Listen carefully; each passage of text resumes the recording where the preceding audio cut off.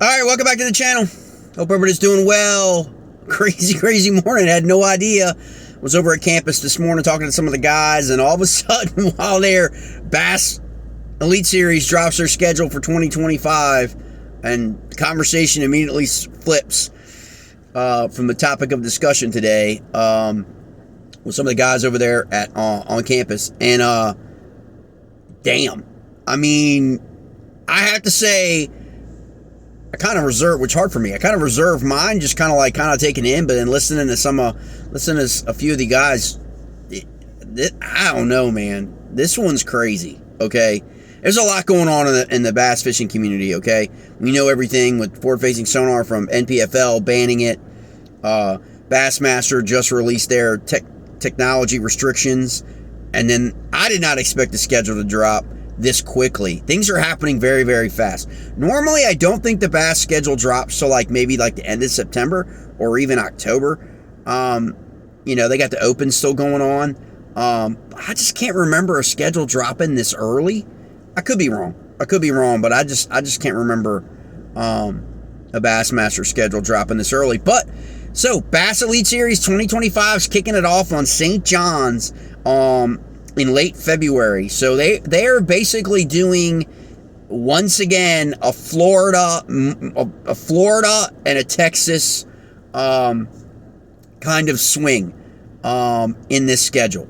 And it's really interesting. So they're going to start at St. John's in February, and then early March they're going to be at Okeechobee. So that's your Florida. Right out of the gate, two fisheries. Not sure, I'm not really sure how we're going to look at it in terms of forward-facing sonar at this point, okay, for this schedule, all right?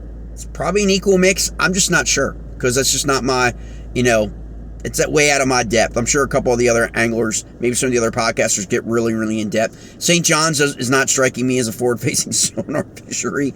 Okay, Okeechobee could be. I don't know. Historically, obviously, before it was typically not.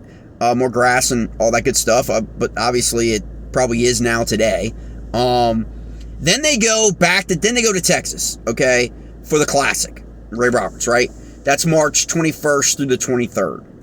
So they're starting out Florida, then they go back all the way back to Texas, okay? Then when the Classic's done, they go all the way back to North Carolina, okay? That's kind of weird, but that's how they have it.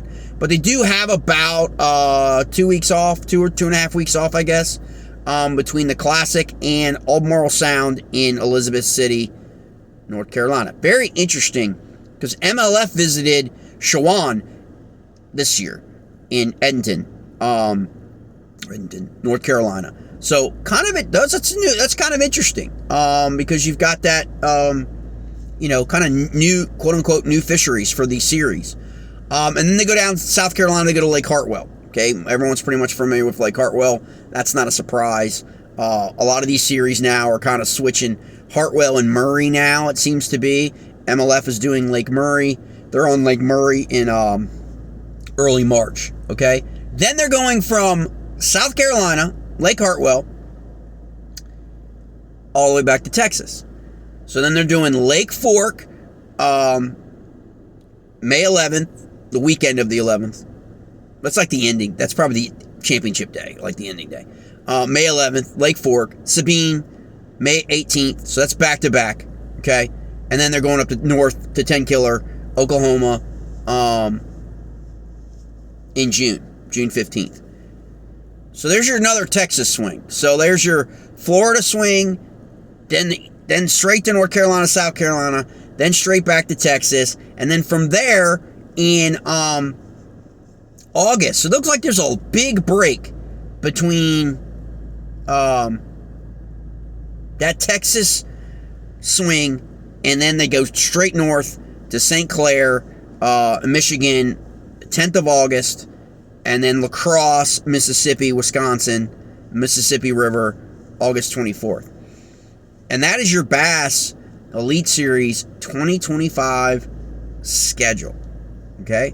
St. John's, Okeechobee, Albemarle Sound, North Carolina, Lake Hartwell, Lake Fork, Sabine River, 10 Killer, St. Clair, and Mississippi River and La Crosse. Okay. Does anything seem glaringly obvious about... I'm not talking about forward-facing sonar. You could probably make the argument. But does anything seem glaringly obvious to everybody with that schedule?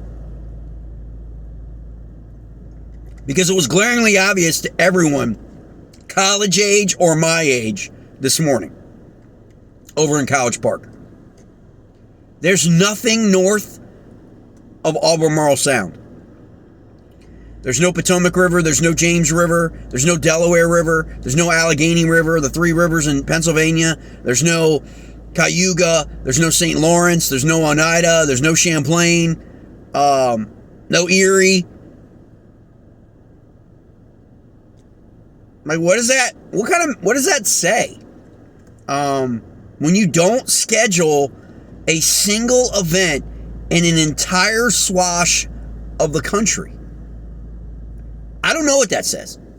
Comment in the comments below what you think it means. Maybe, and I know what the argument's going to be. The argument's going to be, well, the bags have been dropping off in the Northeast, so maybe that could be why. Yeah, well, the bags really haven't if you factor in the fact that now most of these events are fishing more days, okay, than ever before. All right. Well, maybe it's travel. It's travel, okay? That to me makes, can be a valid argument. But if you look at the schedule, they're going from Florida all the way to Texas, all the way to the Carolinas all the way back to Texas. I don't think it's travel, guys. Like, could you call like St. Clair and La Crosse a Midwest swing instead of a Northern swing? Guys that are more dialed in and more in depth on the forward-facing sonar could comment on the schedule, whether it's balanced or not. Very well could be. I just think they left a shit ton of smallmouth fisheries off the schedule for bass, in my opinion. That would have been awesome. There are obviously smallmouth at the end of the season. But again, it's all subjective. It's all preferences. There are going to be a lot of people who are going to like this schedule. For sure. I think. And if you're, and if travel comes into it, if you live in Texas, or maybe if you live in Alabama, and that's predominantly where a lot of the anglers, are coming from, are being pulled from. There's not very many Northeast anglers on the Bass Elite Series. There really isn't. If you think about it. Those guys are going to be away and traveling a ton. There's a few. And so it's just really, really interesting to kind of see that dynamic here play out. I don't know if they're tied, forward-facing sonars tied to this, the scheduling. I would not put this in the top 10 schedules for me for bass. I don't think it cracks the top 10 for me personally, but then, I'm an East Coast guy. I'm more familiar with East Coast, Southeast and Northeast fisheries. Not so much the Midwest and Texas, but there are a ton more guys in the bass community from that part of the country, and maybe that's who they're catering to. Very well could be. Now, stark contrast, again, this is what's happened to me as someone who has followed bass my entire life, is with each passing year, I hold bass with less esteem than I did the year before as I get older. That's not a smack or a slight to bass.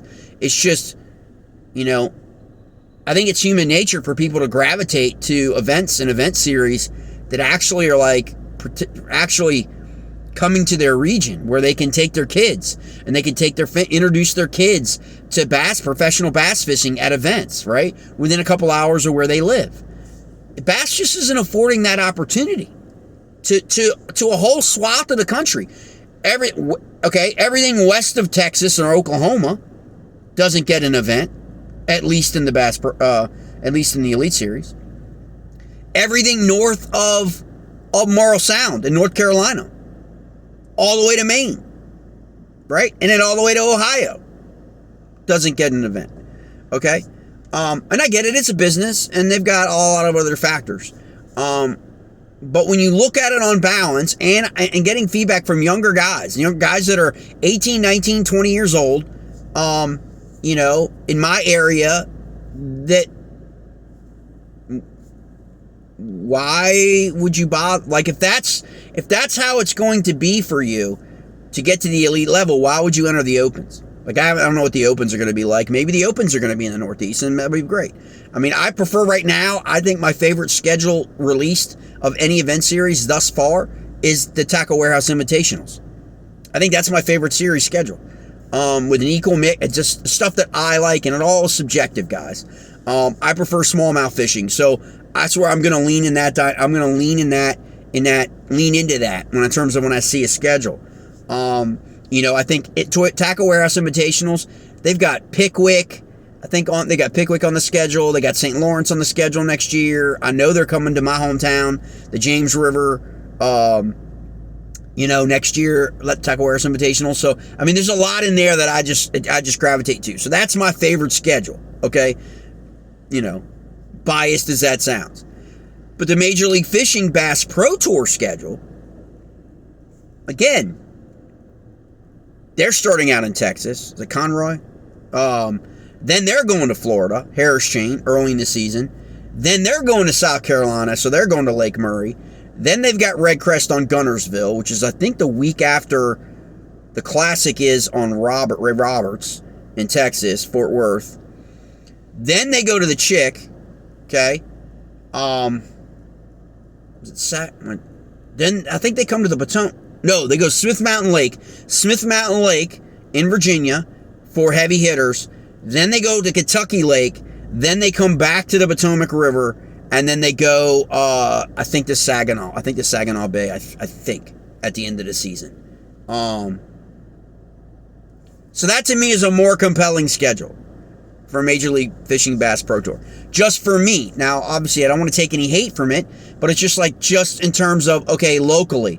Locally, I could take a bunch of people to Smith Mountain Lake in 4 hours, okay, to go to heavy hitters. Locally, I can go to the Potomac River in less than 40 minutes, okay? Take people to that. Take the family, take whatever to go see that at Marlborough, or Smallwood Park.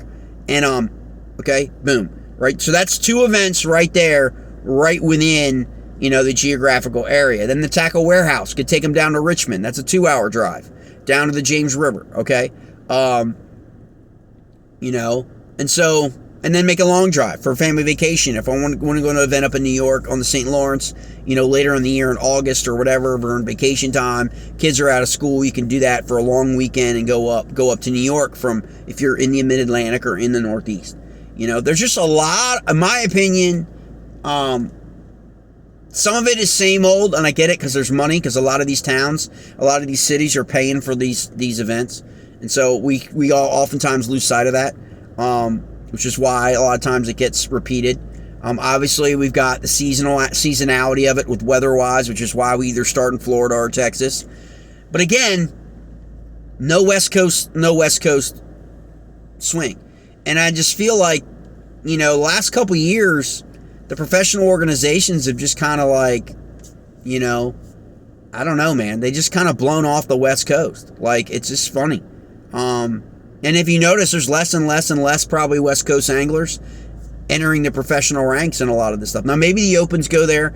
I don't know. But now you just seem like a whole swash of the West Coast, a whole swash of the Northeast, and you're just centralized in to the Midwest, in that section of the country, which is probably Bass's core subscription membership to the society, right? I mean, that could very well be that demographic, right? I think it opens the door in myself. I've been paying a lot more attention. I've been watching Greg Fuller. I think it's Greg Fuller. From the NPFL on like a lot of different podcasts, and man, he's out in front. I'm going to tell you what, the guy is more transparent and more out in front about his organization than Bass or MLF people. Okay, you don't see Chase, the CEO of Bass, on freaking podcasts. Okay, you did see Boyd Duckett go on 1 or 2, but I think the response wasn't as what he would have expected. And I think he's pulled away from really doing any more of that social media towards the back end of the season. We'll see if that changes in terms of just, the last time I think he was doing podcasts was about the restructuring of the Bass Pro Tour in terms of the number of anglers. We know how that went over. But I'm just saying, this opens the door to me. They are called the National Professional Fishing League. This opens the door for that organization to hit some spots nationally. Okay? They may be a little bit more spread out, and I understand in terms of the travel for the anglers, but if you want to be a national professional fishing league, okay, and really take on these other two organizations going forward, now that you've banned forward-facing sonar, you've got an opportunity here. And I know you can't really probably do much about it next year. I know the NPFL from listening to them, they don't want to overlap the Elite Series and Bass Pro Tour because of sponsors. They don't want to be competing for eyeballs on the same weekends and having like sponsors. So I just think that's ethical business practice. I think they should be commended for that. But I also hope that now this has opened up a massive opportunity for the NPFL to actually make new relationships,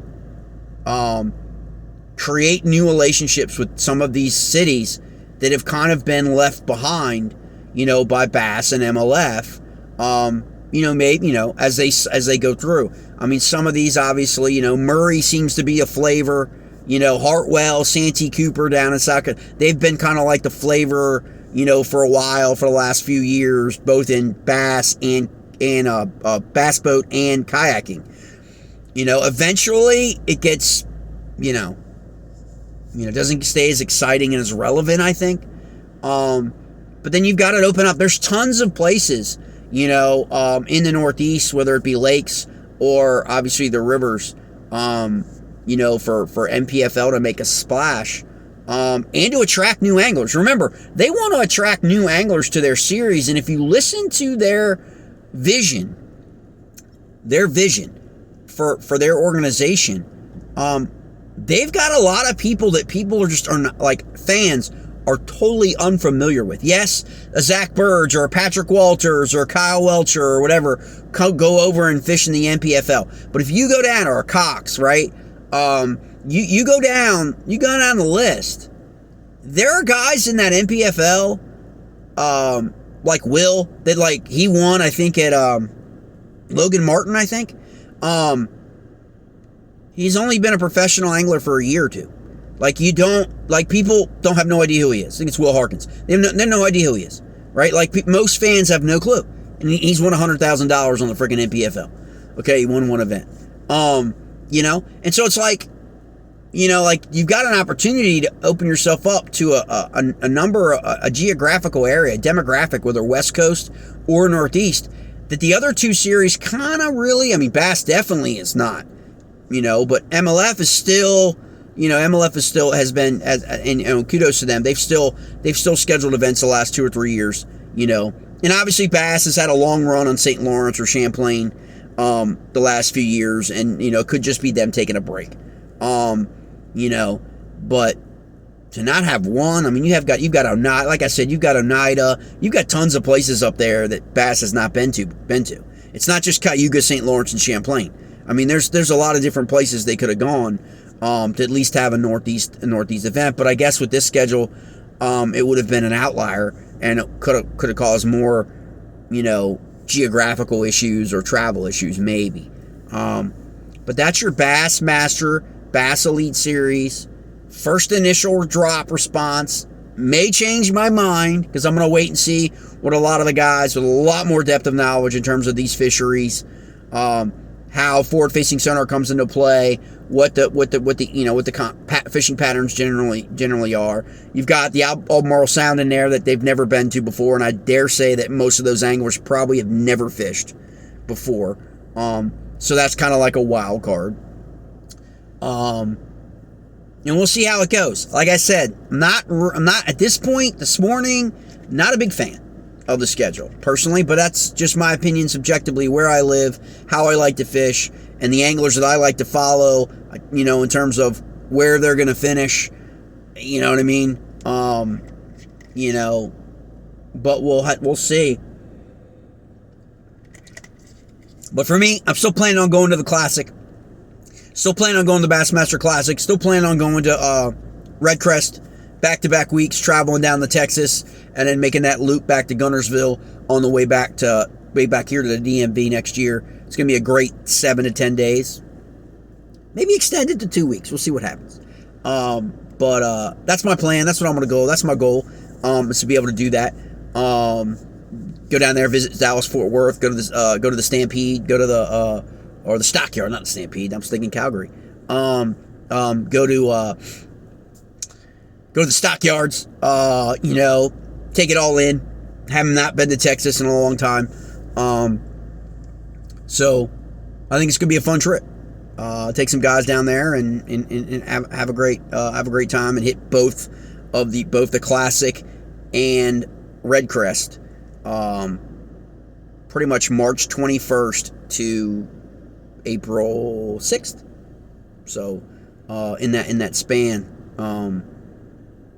you know, it's 2 weeks. It could be a lot longer than I thought. But we'll see what happens. Hopefully we can get it done. And get that down and get that squared away and be able to have a great time. But that's the bass schedule. Hope everybody, you know, put your thoughts in the comments. What you think about the schedule? What you think the favorite event is? So your favorite event, if you could only tune in to one event this year live, which event would it be? St. John's, Okeechobee. Forget about the Classic. Obviously, we're all going to watch the Classic, no matter where we are. If you could only watch one event on the Bass Elite Series in 2025 live for 3 or 4 days straight, which event would it be? St. John's, Okeechobee, Albemarle Sound, Hartwell, Lake Fork, Sabine River, 10 Killer, St. Clair, or La Crosse. Put one of those into the comments, and I'm going to pick a random drawing for some Googan baits, and I'll send them out to you. I'll let you know in the comments, and you can shoot me your email, and I'll get your address, and I'll shoot you off some Googan baits. How's that? So just put your favorite, the one you're gonna watch, or the one body of water, one fishery you think is the best fishery. I know most people watching this are probably gonna say Lake Fork, maybe. Either the best fishery on the schedule or the one that you know you are going to tune in and watch outside of the Bassmaster Classic on March 21st. All right, guys.